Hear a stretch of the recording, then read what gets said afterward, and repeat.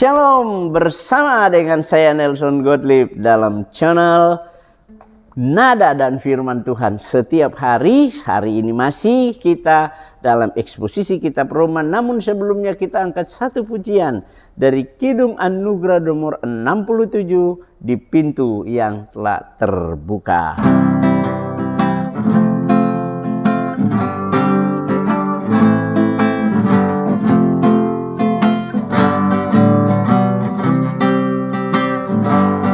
Di pintu yang telah terbuka, kulihat terang bercahaya, bersinar dari salibnya, di mana ku sejahtera. Anugerah Tuhan Allahku terbuka juga bagiku, ya bagiku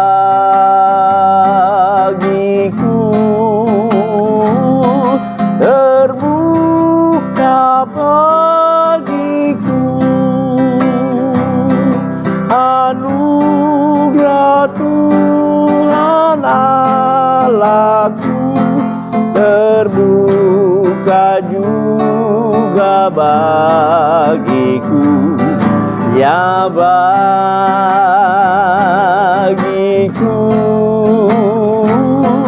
terbuka bagiku, terbuka bagiku.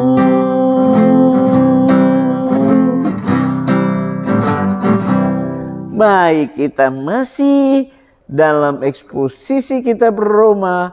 Kali ini saya membawa saudara untuk memahami Roma pasalnya yang ke-8 ayat 10 dan ayat 11 yang bunyinya demikian.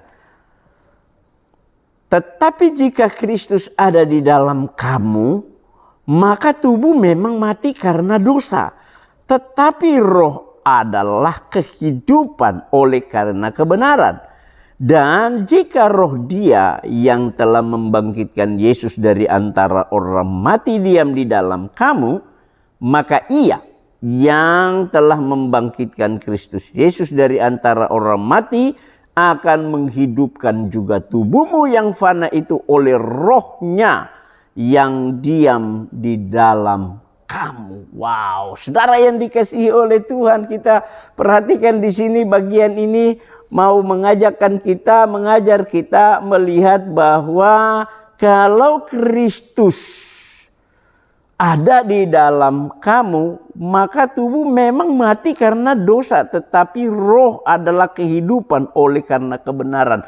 Kalau Kristus ada di dalam hidup kita, tubuh memang mati karena dosa, tetapi roh hidup di dalam Dia. Jadi kita lihat di sini, ketika kita ada di dalam Kristus, maka orang yang sudah menerima kebenaran, orang yang sudah dibenarkan, Kristus sudah mati bagi dosa-dosanya, sehingga dia sebenarnya tubuhnya secara ini sudah mati bagi dosa, tetapi roh kita hidup dalam kebenaran karena Allah. Jadi kita lihat di sini luar biasa sekali bahwa roh yang ada di dalam kehidupan orang percaya itu adalah Roh Kudus yang terus-menerus setiap hari memperbaharui kehidupan kita, yang membuat kehidupan kita itu benar-benar hidup di hadapan Allah. Jadi kita perhatikan baik-baik, Anda dan saya, kita semua akan benar-benar dipimpin oleh Roh Kudus. Dan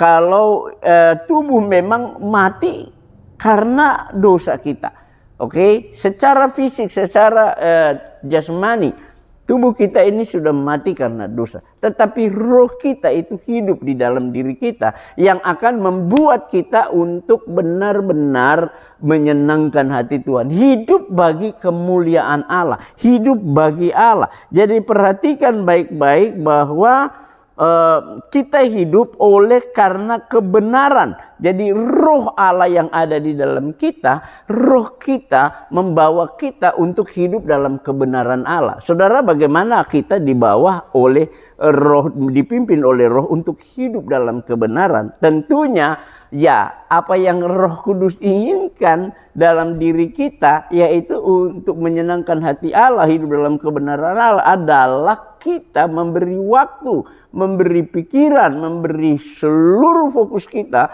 untuk memikirkan hal-hal yang sifatnya rohani. Saudara, kalau kita mau mengikuti keinginan tubuh yang mati karena dosa ini saja, maka tentu hari lepas hari kita akan dibawa untuk hidup di dalam ketidakbenaran dalam hidup ini. Kita hidup untuk melawan kebenaran. Orang kalau membiarkan dirinya untuk dikuasai oleh kedagingan yang sudah harusnya mati bagi dosa, dia terus membiarkan hidupnya dipimpin oleh kedagingan, maka tidak ada hal apapun yang baik yang bisa dia lakukan untuk hidup dalam kebenaran. Tentunya hidupnya selalu bertolak dengan kebenaran, bertolak belakang dengan kebenaran. Hidupnya tidak sejalan dengan kebenaran. Kenapa? Karena kita membiarkan diri kita untuk dipimpin oleh kedagingan yang ada. Tetapi Alkitab memberi jaminan bahwa di dalam tubuh kita ini ada roh, dan roh adalah kehidupan.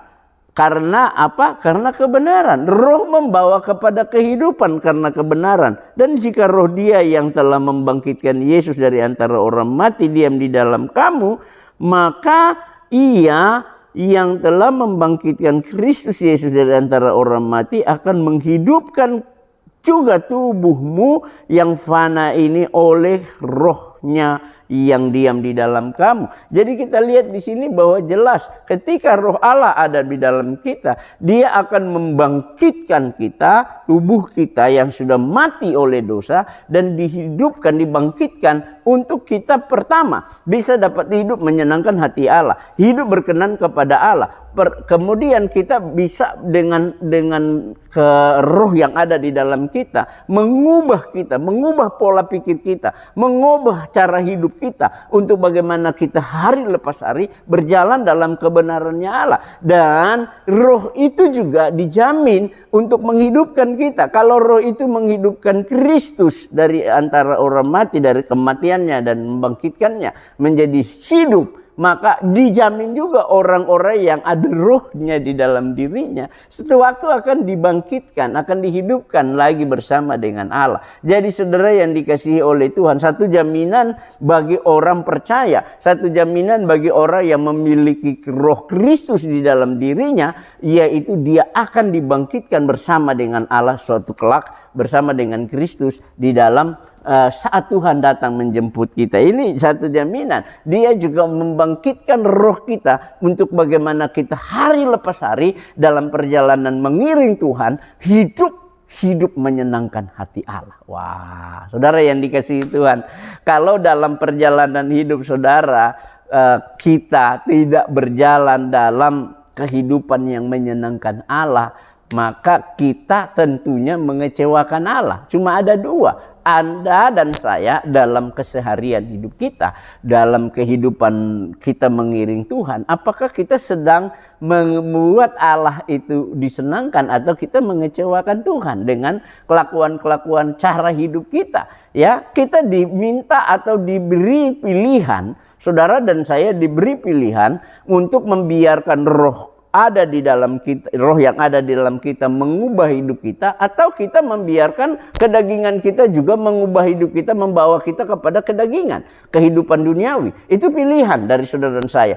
Orang yang peka terhadap kerjanya, cara kerja Roh Kudus di dalam hidupnya, dia akan memberikan hidupnya atau membiarkan dirinya dipimpin oleh roh yang menghidupkan dia, yang membangkitkan dia untuk hidup menyenangkan hati Allah. Tentunya orang yang hidup menyenangkan hati Allah, dia harus punya konsistensi hidup. Dia punya komitmen hidup untuk terus-menerus menyenangkan Allah dengan apa? Ya, setiap hari saudara gunakan waktu untuk bersekutu dengan Allah.